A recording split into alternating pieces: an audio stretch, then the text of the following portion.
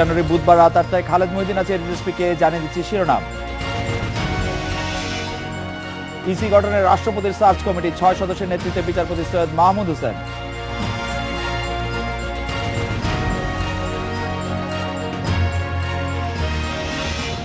দুই ধাপ এগিয়ে 15তে বাংলাদেশ, প্রকৃত দুর্নীতি কমেনি বলছে টিআইবি।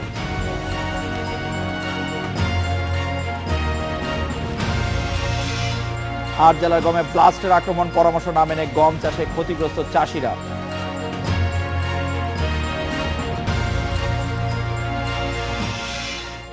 আপিল বিভাগের বিচারক বিচারপতি সৈয়দ মাহমুদ হোসেন দ্বিতীয়বারের মতো ইসি গঠনের সার্চ কমিটির প্রধান হয়েছেন। 2012 সালে তার নেতৃত্বে 4 সদস্যের কমিটি নির্বাচন কমিশনের সদস্যদের নাম প্রস্তাব করে। এবার তিনি নেতৃত্ব দিচ্ছেন 6 সদস্যের কমিটির। রাষ্ট্রপতি মোহাম্মদ আব্দুল হামিদ সার্চ কমিটি গঠনের পর সন্ধ্যায় জারি হয়েছে প্রজ্ঞাপন।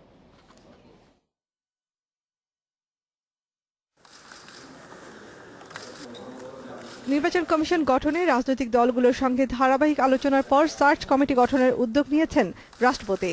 এর অংশ হিসেবে সকালে বঙ্গভবন থেকে মন্ত্রিপরিষদ বিভাগে সার্চ কমিটি গঠন সংক্রান্ত চিঠি পাঠানো হয়।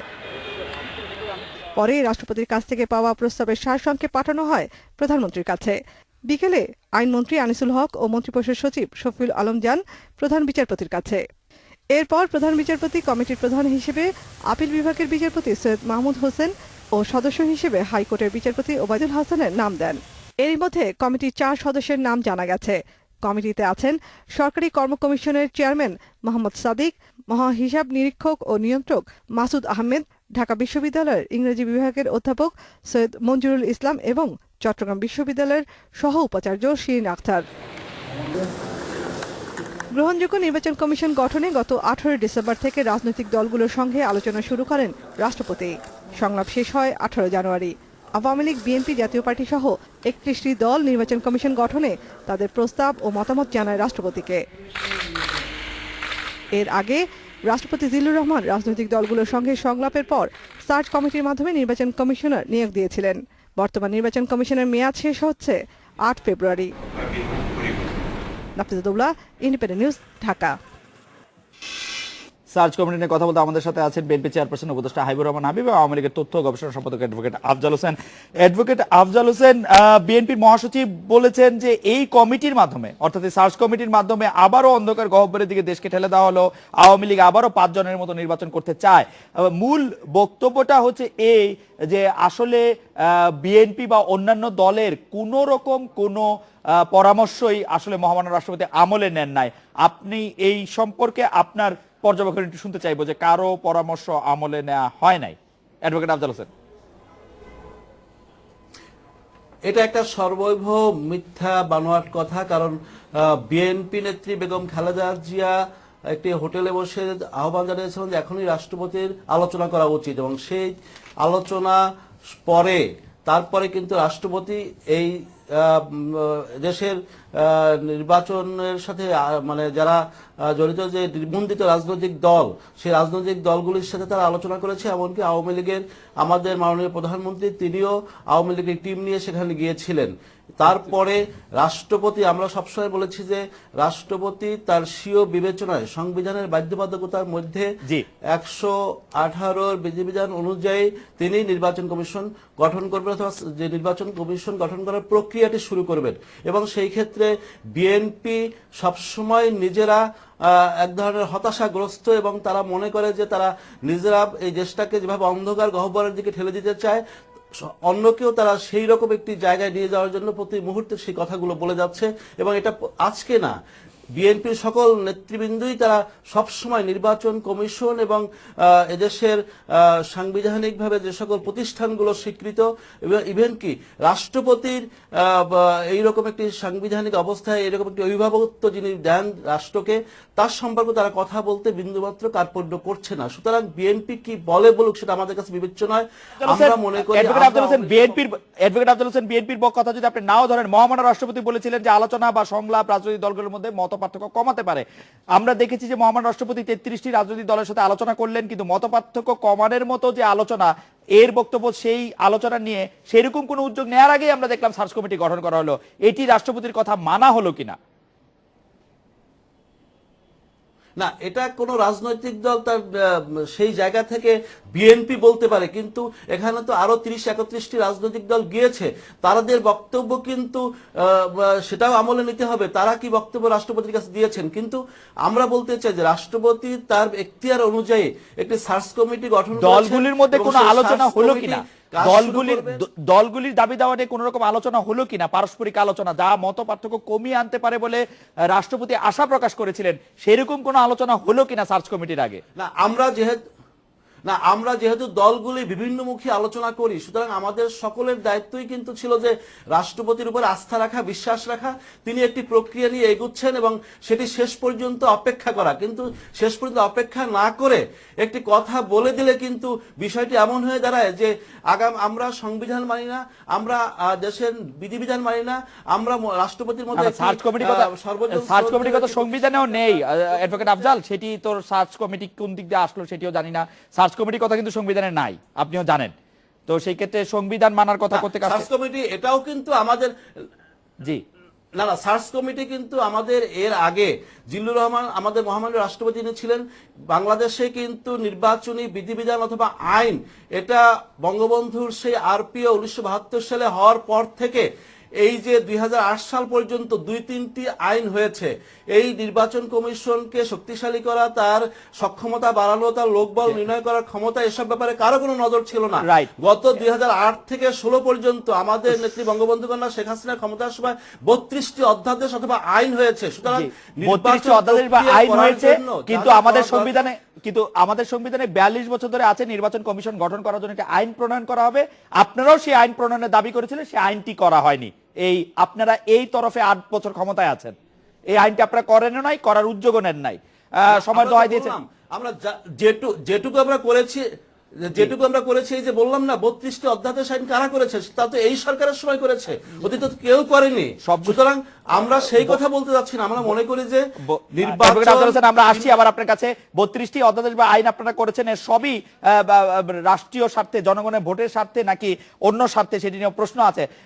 জনাব হাবিবুর রহমান হাবিব, আপনারা বলছেন, মির্জা ফখরুল ইসলাম আলমগীরকে উদ্ধৃত করছি আমরা, রাষ্ট্রপতি আলোচনা শুরু পরে একটি আশার আলো দেখা দিয়েছিল, কিন্তু সেই আশা হতাশায় পরিণত হয়েছে, চরম অনিশ্চয়তা দেখা দিয়েছে। আমার দুটি প্রশ্ন, এই পরিস্থিতিতে বিএনপি এখন কি করতে চায়, এক, আর দুই, আপনারা এই সার্চ কমিটিকে কেন চরম হতাশ হচ্ছেন? এর মধ্যে কোন ব্যক্তি আছেন যাদেরকে আপনারা বিতর্কিত বলছেন? আপনারা পদাধিকার বলে 3 জন লোককে বিতর্কিত বলেছেন, আপনি কাদের কাদের বিতর্কিত বলতে চান? সার্চ কমিটিতে 6 জন আছে। আপনাকে ধন্যবাদ। জি, আপনার মাধ্যমে ইন্ডিপেন্ডেন্টে যারা দর্শক শ্রোতা তাদেরকে শুনতে একজন সাদর আমন্ত্রণ। না, আমার কথা হলো যে এই সার্চ কমিটি গঠন নিয়ে যখন প্রক্রিয়া শুরু হয়েছিল তখন থেকে অনেকবার কথা বলেছি মিডিয়ার সামনে।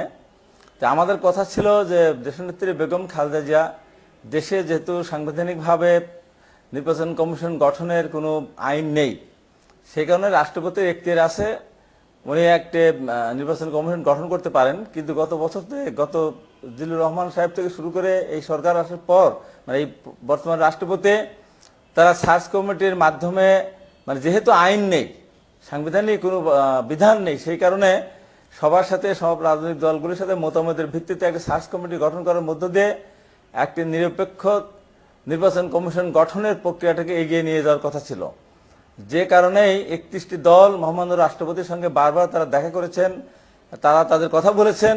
কিন্তু আজকে হঠাৎ করে কোন রাষ্ট্রপতি যে কথাটি বলেছিলেন যে অন্যান্য রাজনৈতিক দলগুলোর ভিতরে আলাপ আলোচনার মাধ্যমে, কিন্তু আপনি আমাকে একটু বলবেন, এটাকে আপনি হঠাৎ করে বলছেন। আজকে জানুয়ারির 25 তারিখ, ফেব্রুয়ারির প্রথম সপ্তাহে নির্বাচন কমিশনের মেয়াদ শেষ হয়ে যাচ্ছে। যদি সার্চ কমিটিতে কিছুটা সময় দিতে হয়, আজকের পরে কি আর নিয়োগ দেয়া যেত সার্চ কমিটি? আর আমার প্রথম প্রশ্ন আবার ফিরে আসি, আপনি কাকে কাকে বিতর্কিত মনে করছেন? আমি হঠাৎ করে আমি হঠাৎ করে বলছি, হঠাৎ করে বলা মানে সেই বলা না। আমি বলছি যে রাষ্ট্রপতি যেহেতু একটা প্রত্যাশা করেছিলেন রাজনৈতিক দলগুলির ভিতরে কিছু আলোচনা হওয়া উচিত, সেটা না করেছে, এই জন্য আমি বলছি হঠাৎ করে।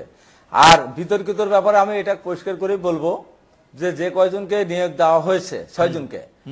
এখন এখানে ব্যাপার হলো যে আওয়ামী লীগের পক্ষে বা আওয়ামী লীগের ঘরানার লোকজনকে দেওয়া হয়েছে। এখন আমি যদি আবার নতুন নাম বলতে যাই যে এর বাইরে কারা ছিল, তাহলে আরেকটা বিতর্ক সৃষ্টি হবে।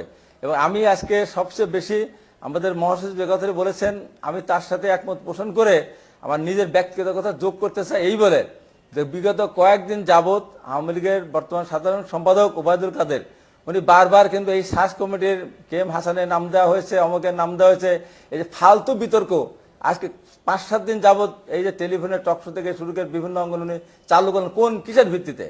আজকে এই সার্চ কমিটি গঠনের মধ্য দিয়ে যে 31টি রাজনৈতিক দল, এর আগে শুনলাম আওয়ামী লীগের আফজাল হোসেন বললেন যে 31টি দল তো কথা বলছে না, শুধু বিএনপি বলছে। বিএনপি 31টি দল কথা বলেছে কিনা বলবে কিনা সেটা পরের ব্যাপার, আজকে তো কেবলমাত্র হলো। এখন কথা হলো যে সরকারের যে ভালো উদ্দেশ্য নেই, এটি এই সার্চ কমিটি গঠন করার মধ্যে দিয়ে বোঝা গেল। কিন্তু হাবিব ভাই আমি একটু বলতে চাই যে পরবর্তী সময় নির্বাচন কিভাবে করবেন। আমি একটু বলতে চাই, হাইকোর্ট বিভাগের একজন বিচারক, আপিল বিভাগের একজন বিচারক প্রফেসর সৈয়দ মঞ্জুরুল ইসলাম, সরকারি কর্ম কমিশনের চেয়ারম্যান, মহা হিসাব নিরীক্ষক ও নিয়ন্ত্রক এবং চট্টগ্রাম বিশ্ববিদ্যালয়ের সহ উপাচার্য, তাদেরকে যদি আপনাদের আওয়ামী ভাবধারা লোক মনে হয়, বিশেষ করে সিএজি বা পিএসসি চেয়ারম্যান তো সরকার নিজেদের খাতিরেই অবিতর্কিত লোকদের নিয়োগ দেয়, এবং বিশেষ করে এই পিএসসি চেয়ারম্যান নিয়োগ হওয়ার পর কোনো নিয়োগ নিয়ে কোনো বিতর্কের কথা কিন্তু আমরা এখন পর্যন্ত শুনি নাই। এই অডিটর এন্ড কন্ট্রোল জেনারেল নিয়েও কিন্তু কোনো বিতর্ক নাই। একথা সত্যি যে উপ উপাচার্য আওয়ামী লীগের, চট্টগ্রাম বিশ্ববিদ্যালয় আওয়ামী লীগের প্যানেলে মধ্যে তিনি ছিলেন, কিন্তু তিনি কতটুকু বিতর্কিত সেই ব্যাপারটা কি আসলে রাজনৈতিক বিতর্কের কথাই আপনারা বেশি আনছেন কিনা? বা প্রফেসর সৈয়দ মঞ্জুরুল ইসলাম, আমি আপনাকে একটা কথা বলি, আপনি যেহেতু অত্যন্ত জি না আমার কথাটি আপনি বলতে চান, আপনি অত্যন্ত মেধাবী একজন সাংবাদিক, ঢাকা বিশ্ববিদ্যালয়ের ছাত্র ছিলেন। আমি আপনার কাছে শুধু এইটুকুই বলতে চাই যে যখনই কোনো দল রাষ্ট্রীয় ক্ষমতা থাকে তখন পিএসসি চেয়ারম্যান বলেন, বিশ্ববিদ্যালয় উপাচার্য বলেন, উপ উপাচার্য বলেন, অডিটর জেনারেল বলেন, হাইকোর্টের আপনার অ্যাপিল ডিভিশনের বিচারপতি বলেন, এগুলি কিন্তু সরকারের কাছাকাছি যে সমস্ত মনোভাবাসন তাদেরকে দিয়েই কিন্তু করা হয়। এই সমস্ত প্রতিষ্ঠানগুলিতে যখন বিএনপি ক্ষমতা থাকবে স্বাভাবিকভাবেই আপনি যতভাবেই বলতে চান না কেন তাদের মনোভাবাপন্ন বা কাছাকাছি লোকজনকে দিয়ে করা হয়ে থাকে। আওয়ামী লীগও তাই করেছে। সেই কারণে আমি বলছি যে এখানে যেগুলো সাংবিধানিকভাবে যারা এই সমস্ত অডিটর জেনারেল থেকে শুরু করে প্রো ভাইস চ্যান্সেলর বা যারা আছেন, তো এগুলি ঘুরে ফিরে বলতে গেলে মানে ওই একই ধারণার বশীভূত যারা তাদেরকে দিয়ে করা হয়েছে, এটি তো বলার কোনো অপেক্ষা রাখে না। এখন আপনি দেখেন ঢাকা বিশ্ববিদ্যালয় সহ বাংলাদেশে যতগুলো বিশ্ববিদ্যালয় আছে আপনি কি বলতে পারবেন একটি বিশ্ববিদ্যালয়ের ভাইস চ্যান্সেলর আওয়ামী পক্ষের বা আওয়ামী মতামত পোষণ করে না, এমনকি কাউকে ভাইস চ্যান্সেলর করেছে বা প্রো ভাইস চ্যান্সেলর করেছে? করে নাই। এটা আমাদের দেশে শুধু নয়, সুদূর আমেরিকাতেও তারা যখন রাষ্ট্রীয় ক্ষমতা যখন যে দল আসে আওয়ামী লীগের মনোভাব সম্পন্ন কেউ কমিটিতে থাকবে না, ব্যাপারটি এমন নয়। কিন্তু আপনাকে একটু মনে করে দিতে চাই, বিচারপতি সৈয়দ মাহমুদ হোসেন আওয়ামী লীগের আমলে গত 96 থেকে 2001 আমলে অস্থায়ী বিচারক হিসেবে নিয়োগ পেয়েছিলেন, সাথে উনার সাথে আরো 5-6 জন বিচারক নিয়োগ পেয়েছিলেন। সবার নিয়োগ বাতিল করেছিল বিএনপি এসে, শুধু বিচারপতি সৈয়দ মাহমুদ হোসেনের নিয়োগ বহাল রেখেছিল, এবং তার যে আজকে অ্যাপিলেট ডিভিশনে আসা সেটাও বিএনপির সেই নিয়োগ কনফার্ম করেছিল বলেই তিনি আসতে পেরেছেন। তিনি একমাত্র পছন্দের লোক ছিলেন বিএনপির। না আপনার নিশ্চয় জানা আছে বিচারপতি সৈয়দ মাহমুদ হোসেন। এটা ব্যাপারটা হলো না আমি বলি যে এই যতক্ষণ পর্যন্ত অনেকেই তো এখন ধরেন আইজিপি আছেন বাংলাদেশে, আর অনেক বড় বড় পোস্টে দাঁড়ান, তারা কি বিএনপির সময় তারা চাকরি করে নাই? নিশ্চয় তারা করেছে। এখন তাদের চরিত্রটা বের হয়ে গেছে যে এখন তারা কোন ভাবাপন্ন, এক সময় যে মানুষ থাকলেই যে সে পরবর্তী সময় সেটাই সেই মনোভাবনা থেকে যাবে এমন তো কোন নজির বাংলাদেশে। ঢাকা বিশ্ববিদ্যালয়ের একজন শিক্ষক, ঢাকা বিশ্ববিদ্যালয়ের একজন বর্তমান বা সাবেক শিক্ষক, আওয়ামী ভাবাপন্ন শিক্ষক বলতে কি আমরা প্রফেসর সৈয়দ মঞ্জুরুল ইসলামকে বুঝি? তাহলে আমরা কাকে আসলে বিশ্বাস করব? মুসলিম স্যারকে আমি জানি, উনি ইংলিশ ডিপার্টমেন্টের আমাদের অত্যন্ত শ্রদ্ধ।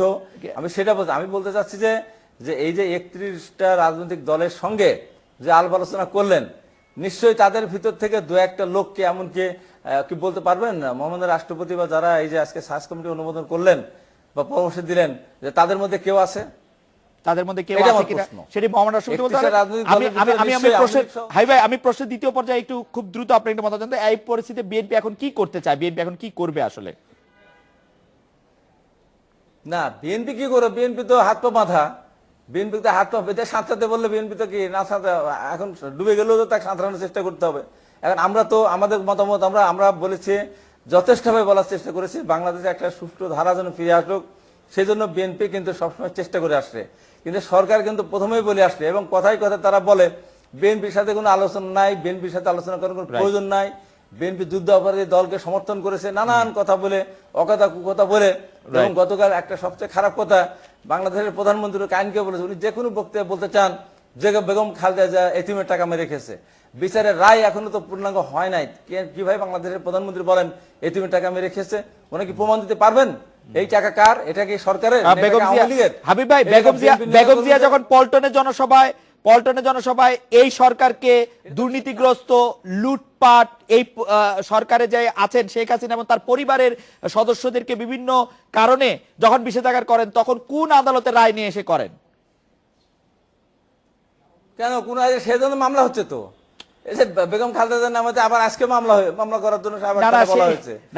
ঠিক আছে, মানে আদালতের রায় নিয়ে এসে আমাদের রাজনীতিবিদরা রাজনীতি করেন না আসলে হাবিব ভাই। বললে মামলা হয়, আওয়ামী লীগ বললে তো মামলা হয় না। আদালতের রায় নিয়ে এসে মামলা হয় না, আদালতের রায় নিয়ে এসে আসলে রাজনীতি করেন না আমাদের সাংবাদিক, আমাদের রাজনীতিবিদরা। সেটি একটি খারাপ জিনিস হতে পারে, কিন্তু ফ্যাক্ট তাই।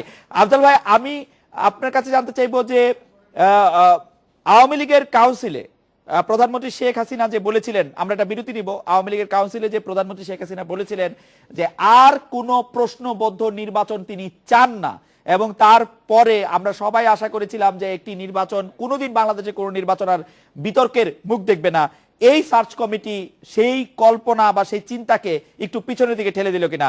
সরকারের চাকরি, মানে আগে আর পরে সরকারের চাকুরি করেন এরকম 3 জন লোক এখানে নিয়োগ পেয়েছেন। আমরা একটা বিরতি নিচ্ছি, ফিরছি একটু পরে।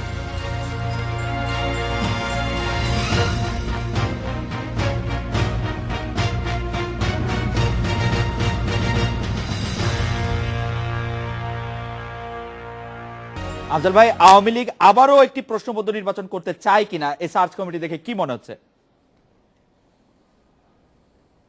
আওয়ামী লীগ কখনই কোনো প্রশ্নবদ্ধ নির্বাচন করেনি। আওয়ামী লীগ সাংবিধানিক ধারাবাহিকতা অক্ষুণ্ণ রাখার স্বার্থে যখন যে নির্বাচনটি সাংবিধানিক বাধ্যবাধকতার মধ্যে থাকা দরকার সেইভাবেই নির্বাচন করেছে, এবং মাননীয় প্রধানমন্ত্রীর বক্তব্যকে ভুলভাবে উপস্থাপন করে যে কথাটি বারবার বলার চেষ্টা করা হচ্ছে, সেটি হলো আসল কথা হলো যে আওয়ামী লীগ বাংলাদেশে এই নির্বাচনী ব্যবস্থাকে একটি শক্তিশালী অবাধ নিরপেক্ষ করার জন্য যা যা করা দরকার এই সরকার তা করেছে, এবং সেই ব্যাপারে বঙ্গবন্ধু কন্যা দেশরত্ন শেখ হাসিনা আন্তরিক, এবং তার ব্রেন চাইল্ডই হলে দেশের স্বচ্ছ ভোটার তালিকা এবং এই যে ভোটার বাক্স এবং এই যে ছবিযুক্ত ভোটার তালিকা, এই যে সামগ্রিক যে নির্বাচন কমিশনকে শক্তিশালী করা, সবকিছু। কিন্তু যে প্রশ্নটি আজকে হাবিব ভাই বলেছেন সেটা হলো যে এই যে নির্বাচন বিষয় নিয়ে যে ফালতু আলোচনা, এটি কিন্তু আমরা প্রতিনিয়ত দেখি যে বিএনপির নেতৃবৃন্দ সকাল দুপুর বিকাল তারা প্রতিনিয়তই এই টেলিভিশনের সামনে অথবা মিডিয়ার সামনে কথা বলে যাচ্ছে, এবং কথাগুলো বলেই অ্যাডভোকেট আফজাল হোসেন, আপনার দলের সাধারণ সম্পাদক ওবায়দুল কাদের যে বিএনপি বিচারপতি কেএম হাসানের নাম দিয়েছে সেটি ফালতু আলোচনা কিনা আসলে, সেটি যে বলেছেন উনি? না, আমার দলের সাধারণ সম্পাদক আজকেও বলেছেন যে আওয়ামী লীগ এই নির্বাচন কমিশন গঠন করার ক্ষেত্রে মাননীয় আমাদের রাষ্ট্রপতি কাছে কোনো নাম দেয়নি এবং সার্চ কমিটির কোনো তারা নাম দেয়নি, এবং রাষ্ট্রপতি নিজস্ব এখতিয়ারে সার্চ কমিটি গঠন করেছেন। আর আমাদের দলের সাধারণ সম্পাদক জনাব ওবায়দুল কাদের সাহেব তিনি বলেছেন যে এই যে যারা নির্বাচন হবে তারা কখনোই বিএনপির মতো, যারা এই যে সার্চ কমিটিতে আসবে তারা কখনোই হাসান মার্কা লোক অথবা সে আজিজ মার্কা লোক যারা বিএনপির অধীনস্থ সেই তাদের। আফজাল ভাই, আপনি কথায় আসেন। আফজাল ভাই, বিচারপতি কেএম হাসানের নাম বিএনপি দিয়েছে, এটি আপনার দলের সাধারণ সম্পাদক বলেছেন। আপনার দলের সাধারণ সম্পাদক এটি প্রমাণ করতে পারবেন কিনা যে বিএনপি এই নাম দিয়েছে? এই নামের কথা বলে গত 3 দিন ধরে বিতর্ক সৃষ্টি করা মানে কি? না, আমি আবার কথা শুনুন, এই কথাটি কিন্তু প্রমাণ করেছে বিএনপি তার নামটি দিয়েছে এই কারণে তারা বলেছে যে রাষ্ট্রপতি তার শপথ ভঙ্গ করেছে। যদি এই কথাটি বলেই থাকে তাহলে তারা কিভাবে জানলো যে রাষ্ট্রপতি তার শপথ ভঙ্গ করেছে? এই কথাই প্রমাণিত হয় যে আজকে ঠাকুরঘরে কলা খাই না বলছে, আজকে হাসানের নাম, বিচারপতি হাসানের নামটি যদি তারা নাই দিয়ে থাকে তাহলে তারা কেন এই ফালতু বিতর্কের অবতারণা করে? সুতরাং সেই প্রসঙ্গে যাচ্ছি না। আজকে বেগম খালেদা জিয়া সম্পর্কে আমার হাবিব ভাই কথা বলেছেন, আজকে কে না জানে এতিমের টাকা তিনি যে নিয়েছেন সেরকম না, এটি আদালতে প্রমাণিত হয়নি। অ্যাডভোকেট আফজাল, এটি আদালতে প্রমাণিত হয়নি। আপনি একজন আইনের লোক, আপনি এটি বলতে পারেন প্রমাণিত না। হয় নাই। না, না, এটা আপনি কিন্তু বলতে পারেন না, আপনি আইনের লোক। জানেন না, আপনি নিশ্চয়ই জানেন যে সাদা টাকা মানে কালো টাকা সাদা করেছে ব্যাংকে। না, আমি জানি না, আমি জানি না, আমি আপনাদের মুখে শুনেছি। আমি কোনো প্রমাণ দেখি না, আমি কোনো প্রমাণ দেখি না। আপনি আমাকে প্রমাণ দেখান। না, এটা প্রমাণিত, এটা প্রমাণিত, আপনি আমাকে প্রমাণ দেখান। এটা প্রমাণিত। আমরা দেখবো অন্য প্রসঙ্গে অন্যদিন নিশ্চয়ই জি, আরেকদিন জি, আলোচনা আপনি আমাকে প্রমাণ আপনি দেখাবো। আমাকে ব্যক্তিগত বা পর্যায়ে বা এরকম আরেকটি অনুষ্ঠানে বিষয়- আপনি আমাকে নিশ্চয়ই প্রমাণ দেখাবেন। জি আফজল ভাই, অবশ্যই প্রমাণ দেখাবো। আফজল ভাই আপনাকে ধন্যবাদ। আমি একটু হাবিব ভাই আপনার কাছে আসি। যে হাবিব ভাই, এই কথা ঠিক। জি জি জি আফজল ভাই, আরেকটি প্রসঙ্গ শেষ আমি বলি, করেন। জি জি জি বলেন, শেষ করেন। না, আরেকটি প্রসঙ্গ। আমাদের আজকে আসলে মনোযোগী হওয়া উচিত নির্বাচনে। এই কয়েকটি সার্চ কমিটির মানুষ অথবা নির্বাচন কমিটির সদস্য, তাদের নিয়ে নির্বাচন না, নির্বাচনের সাথে অনেক কিছু জড়িত। আজকে স্বাধীন কার্যকরী নির্বাচন কমিশন আমাদের গঠন করতে হবে। আজকে নির্বাচনের মাঠ পর্যায়ে কর্মকর্তাদের দায়িত্ব আচরণের কথা বলতে হবে। আজকে নির্বাচনের দিন দুপুরবেলা আমি ভোট কেন্দ্র থেকে আমি সরে যাব কিনা সেই কথা আজকে রাজনৈতিক দলগুলোকে তাদেরকে অঙ্গীকার ব্যক্ত করতে হবে। অথবা নির্বাচনে যে জি ধর্মের জি আফজল ভাই, ব্যবহার, আপনাকে ধন্যবাদ। আপনি বিষয়গুলি খুব চমৎকার ভাবে ফুটিয়ে তুলেছেন। কিন্তু আপনাকে আমরা আশা করব, আমরা উপজেলা পর্যায়ে যে শেষ 2 পর্বে নির্বাচন হয়েছে, ইউনিয়ন পরিষদ পর্যায়ে যে নির্বাচন হয়েছে এবং আওয়ামী লীগ থেকে যে নির্বাচন কমিশনকে দুর্বল এবং খারাপ নির্বাচন পরিচালনকারী বলছে, সেরকম নির্বাচন আমরা দেখব না, সেটি আমরাও আশা করব নিশ্চয়ই। জনাব হাবিবুর রহমান হাবিব, আপনি কিন্তু জি আফজল ভাই আর কিছু বলছেন? না, আমি বলছিলাম যে এই যে নিকট অতীতের ঘটনা, নারায়ণগঞ্জের নির্বাচনটি হয়ে গেল সিটি কর্পোরেশন, কেউ বলল স্থাপন করতে পারলো না, কিন্তু সেটা নিয়েও কিন্তু বিএনপি কথা বলেছে। সুতরাং বিএনপি নির্বাচন নিয়ে আমরা কথা সবসময় বলি, নির্বাচন নিয়ে আমরা কথা সবসময় বলি। 1991 সালে আমরা বলেছি নির্বাচন কেমন হয়েছে। আমরা নির্বাচনে কথা বলতে ভালোবাসি, আমরা নির্বাচনে কথা বলবোই। জনাব হাবিবুর রহমান হাবিব, আওয়ামী লীগের নেতৃবৃন্দ কিন্তু আগে থেকেই সাবধান করে দিয়েছিলেন আপনাদেরকে যে আপনারা রাষ্ট্রপতির কাছে যাচ্ছেন, আপনারা চা খেয়ে চলে আসবেন, রাষ্ট্রপতির অন্য কোনো কিছু করার ইচ্ছা নেই। তখন আপনারা বলেছিলেন যে না, রাষ্ট্রপতির সঙ্গে আপনাদের কথা বলতেই হবে এবং রাষ্ট্রপতির সঙ্গে আলোচনা আপনাদের জন্য জরুরি। কিন্তু আপনারা মাঝ পর্যায়ে যেন রাষ্ট্রপতির উপর আস্থা হারিয়ে ফেললেন, এর কারণ কি? আসলে আমার মনে আছে যে বেগম জিয়া 28 ডিসেম্বর বলে ফেললেন যে রাষ্ট্রপতির কানে কানে কিছু একটা বলে দেওয়া হতে পারে। এই সংশয়ের কারণ আসলে কি ছিল? না, আপনাকে ধন্যবাদ। কারণ আপনি আওয়ামী লীগের নেতা, আমার অত্যন্ত স্নেহধন্য আফজাল হোসেন, অ্যাডভোকেট আফজাল হোসেনের কথার পরিপ্রেক্ষিতে আপনি যে কথা বলেছেন আমার তো আর বলাই লাগে না। তাই কারণ আপনি যে বলেছেন যা আপনি তার উত্তর দিয়েছেন। তারপরে আমি এটুকু যোগ করতে চাই না, আপনি যে রাষ্ট্রপতির উপর আপনার আস্থা কেন হারালেন সেটি আমি বলে হারিয়ে ফেলেছে আপনি বলছেন। জি, আর রাষ্ট্রপতির উপর আস্থা কেন হারালেন? আস্থা হারিয়ে ফেলেছেন যে কথা বললেন। জি না, এই কথা মাঝখানে আস্থা মানে আশঙ্কা থেকে আওয়ামী লীগের যে সমস্ত নেতৃবৃন্দ যে সমস্ত কথাবার্তা, তার পরিপ্রেক্ষিতে স্বাভাবিকভাবে আওয়ামী লীগের অতীত কর্মকাণ্ড সবকিছু মিলিয়ে দেখলে এমনই মনে হয়। আপনারাই বলেছিলেন আওয়ামী লীগের কর্মকাণ্ড থেকে রাষ্ট্রপতির কর্মকাণ্ড আলাদা, আপনারাই মাঝপথে আস্থা হারাই ফেলবেন, সেটি কেমন কথা? এবং রাষ্ট্রপতিকে রাষ্ট্রপতি না, আমরা তো ওটা আশঙ্কা থেকে আমরা বলেছিলাম, কিন্তু আজকে তো তাই হলো। এবং আজকে তাই হলো, এবং এটা হলো যে আওয়ামী লীগের ওবায়দুল কাদের সাহেব যে ফালতু আলোচনা মাঝখানে যেটা করলেন, আপনিও বললেন, আপনার সাথে আমি একমত, দরকার ছিল না এই 3-4 দিন ধরে। না, আপনারাও দুই রকম কথা বলেছেন হাইবে, আপনার নিশ্চয়ই মনে থাকবে। আপনারা একবার বলেছেন যে এই নাম আপনারা দেন নাই, আবার বলেছেন যে রাষ্ট্রপতি এই নাম কিভাবে দিলেন তাকে, তার মানে কি হয় যে বিচারপতি কে এম হাসানের নাম তো আপনারা দিয়েছিলেন। আপনারা তো 3 রকম কথা বলেছেন 2 দিনে। না, আপনি যে কথা তাকে আপনি আপনি যাকে বললেন যে ঠিক আছে সেই প্রমাণ করুক যে রাষ্ট্রপতি এই নাম বিএনপি দিয়েছে, আপনারা কি নাম দিয়েছেন সেটি এখন জনসমক্ষে প্রকাশ করেন। নির্বাচনের কথা বলছে, জি জি, আপনারা কি নাম দিয়েছেন সেটি জনসমক্ষে প্রকাশ করেন। আজ যে নির্বাচনের কথা যেটা যে নির্বাচনের কথা যেটা বলা হচ্ছে যে আওয়ামী লীগ নির্বাচন সুষ্ঠুভাবে, সুন্দরভাবে, অত্যন্ত চমৎকার ভাবে করেছে, এটা আপনি তার উত্তর দিয়েছেন। এটা কি নির্বাচন হয়েছে বলেন? আপনি যেগুলি বললেন 2 দফা উপজেলা নির্বাচন শেষের দিকে এবং সিটি কর্পোরেশন নির্বাচন, আওয়ামী লীগ আবার ভালো নির্বাচন বলে। জি জি, আওয়ামী লীগ যদি এই নির্বাচনকেই যদি আওয়ামী লীগ সুষ্ঠু নির্বাচন বলে, এবং মাননীয় প্রধানমন্ত্রী আওয়ামী লীগের সম্মানে পরিষ্কার করে বলেছিলেন যে আর কোনো প্রশ্নবিদ্ধ নির্বাচন করতে চান না উনি, তাই ওই কথার দ্বারা প্রমাণ হয় যে নির্বাচন অতীতে হয়েছে সেটা প্রশ্নবিদ্ধ নির্বাচন ছিল। এবং বর্তমান যে সংসদ, এই সংসদ পৃথিবীর সবচেয়ে জঘন্যতম একটা উভয় সংসদ গঠিত হয়েছে। থ্যাঙ্কস টু বিএনপি, আপনারা শুধু নির্বাচন বর্জনই করেননি, প্রতিহত করেছেন। নির্বাচনে যাতে লোকে না যায়, মানুষ পুড়িয়ে মেরেছেন, নির্বাচন কেন্দ্রে আগুন লাগিয়ে দিয়েছেন। আপনাদের নিশ্চয়ই এগুলি মনে থাকবে। হাইবা, আমাদের আর সময় নাই। আমি আপনাকে একটা কথা স্মরণ করে দিই, আপনার মনে আছে কিনা আমি জানি না। জি, আমাকে লাস্ট কথা বলতে চান, যে কথাটা বললেন বিএনপি নির্বাচন বর্জন শুধু না, প্রতিহত করেছিল। আপনার মনে আছে কিনা প্রতিহত করেছিল পার্লামেন্টে? জি, আওয়ামী লীগ পার্লামেন্ট ভবনের বাইরে কিন্তু সংসদ বসেছিল, আপনাকে মনে আছে? ও বিএনপি না না মানে বিএনপির কার্যাবলী মনে করার জন্য আমার আওয়ামী লীগের মেডিসি পড়তে হবে, মানে এটি আসলে হাবিব ভাই এটি শাক দিয়ে মাছ ঢাকা হয় আসলে। হাবিব ভাই আপনি তর্কে জিতেছেন, আফজাল ভাই আপনাকে অনেক ধন্যবাদ। এই স্পিকে নিচ্ছে একটি বিরতি।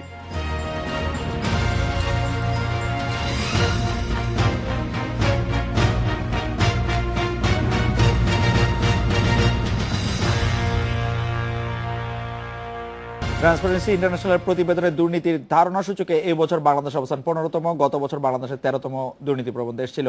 তবে সূচক কমলেও প্রকৃতি দুর্নীতি কমেছে বলে মনে করেন সংস্থাটি। এবারে দুর্নীতির ধারণা সূচক প্রকাশ নেই ধানমন্ডি মাইডাস সেন্টারে। সংবাদ সম্মেলনে কথা বলেন টিআইবি নির্বাহী পরিচালক ডক্টর ইফতেখারুজ্জামান। প্রতিবেদনে জানানো হয় বাংলাদেশের সঙ্গে 15তম অবস্থানে রয়েছে ক্যামেরুন, গাম্বিয়া, কেনিয়া, মাদাগাস্কার ও নিকারাগুয়া। এই বছর সবচেয়ে কম দুর্নীতিগ্রস্ত দেশের তালিকায় শীর্ষে রয়েছে নিউজিল্যান্ড ও ডেনমার্ক।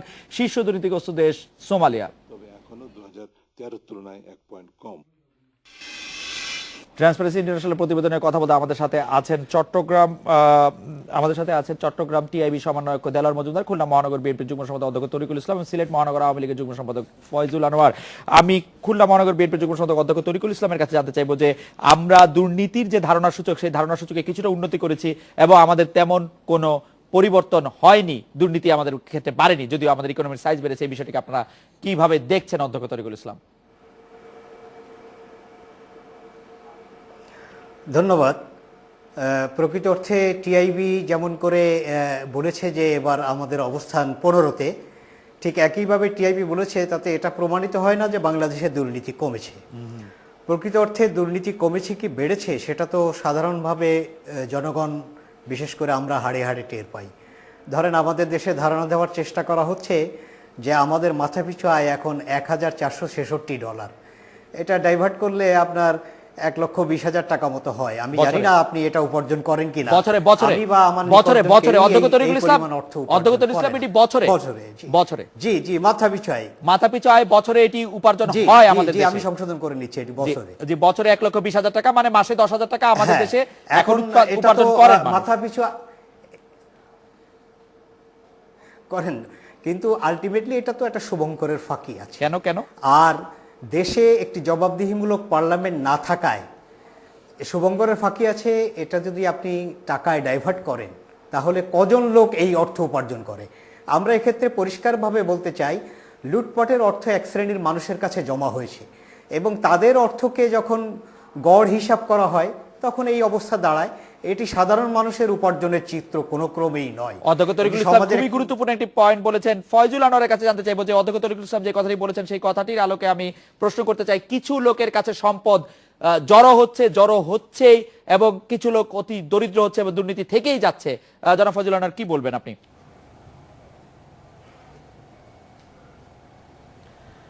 কিছু লোক দরিদ্র থাকবেই, কেন সকলের কর্মসংস্থান এখনো হয় নাই। আমরা সকলের কর্মসংস্থানের চেষ্টা করতেছে, সরকার চেষ্টা করতেছে। ঠিক আছে ফয়জুল আনোয়ার, আমি একটু প্রশ্নটা অন্যভাবে করি।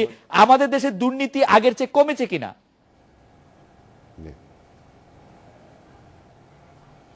হ্যাঁ, অনেক কমেছে এবং ডিজিটাল বাংলাদেশ যদি পুরোপুরি বাস্তবায়িত হয় আমার মনে হয় দুর্নীতি আরো অনেক কমবে।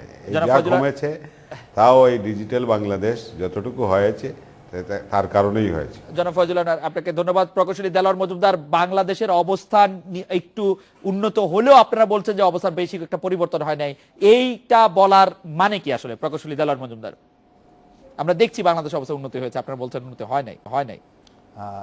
এটি বলার মানে হচ্ছে জি জি জি গত বছর আমাদের অবস্থান ছিল 13তম, মানে নিচের দিক থেকে 13, আর এই বছর 15। 173টি দেশের মধ্যে 145টি দেশের অবস্থা আমাদের চেয়ে ভালো এবং দক্ষিণ এশিয়ায় একমাত্র আফগানিস্তানের অবস্থা আমাদের চেয়ে খারাপ। কাজে এখানে উন্নতির সম্ভাবনা অনেক বেশি। সেজন্যই দুর্নীতির মাত্রা কমেছে এতটুকু উন্নতি বলা যাবে না। 100 নাম্বারের মধ্যে যে স্কোরিংটি করা হয় তাতে গত বছর আমাদের অর্জন ছিল 25 নম্বর, এই বছর অর্জন হচ্ছে 26 নম্বর। জি, এইগুলি বলা হয়েছে এবং আমি অধ্যক্ষ তরিকুল ইসলামের সাথে একমত যে অনেক দুর্নীতি পুঞ্জীভূত হচ্ছে, যারা ক্ষমতাসীনরা এই দুর্নীতির সঙ্গে যুক্ত। জনাব ফয়জুল আনোয়ার, জনাব অধ্যক্ষ তরিকুল ইসলাম এবং প্রকৌশলী দেলোয়ার মজুমদার, অনেক ধন্যবাদ। রিসপিকে একটি বিরতি নিচ্ছি।